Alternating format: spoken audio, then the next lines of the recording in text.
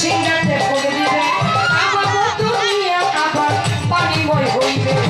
ইসরাফিল ফেরেশতা যখন সিংহাতে ভরে দিবে